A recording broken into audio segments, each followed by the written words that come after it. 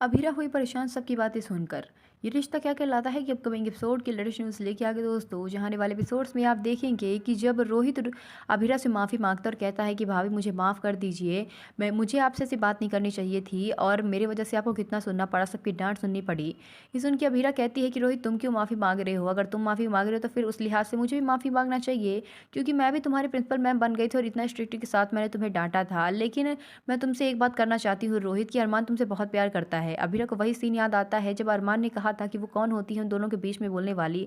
रोहित उसका भाई है, वो उसके साथ चाहे जो करे, वो उसे थप्पड़ मारे जो करे, अभीरा को इससे क्या मतलब है? उसकी पत्नी बनने की वो कोशिश ना करे। अभीरा के दिमाग में वही बात याद आती है और वो रोहित से कहती है कि और सब तो ठीक है, लेकिन मुझे तुमसे एक बात करनी है कि अरमान तुमसे बहुत प्यार करता है। वो सच में तुम्हारी इतनी केयर करता है?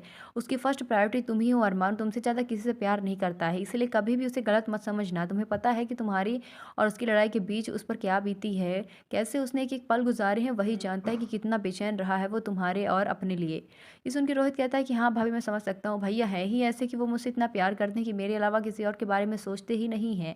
खैर कोई बात नहीं भाभी, शायद इसी बहाने अब लास्ट बार सबकी खुशी देख पाऊँ। अभीरा कहती है, हाँ, सच में सब लोग कितने खुश हैं ना, देखो तो आज फूफा साहब भी स्माइल कर रहे हैं, पूरी फैमिली कितनी एक्साइटमेंट है न्यू ईयर की पार्टी के लिए। ये सुन के रोहित कहता है कि हाँ भाभी, आप बिल्कुल सही कह रही हैं, पूरी फैमिली में सब खुश हैं, शायद आखिरी बार मैं उनकी ये खुशी देख रहा हूँ। ये सुन के अभीरा जो है वो हैरान हो जाती है और कहती है कि रोहित तुम कहना क्या चाहते हो आखिरी बार मतलब?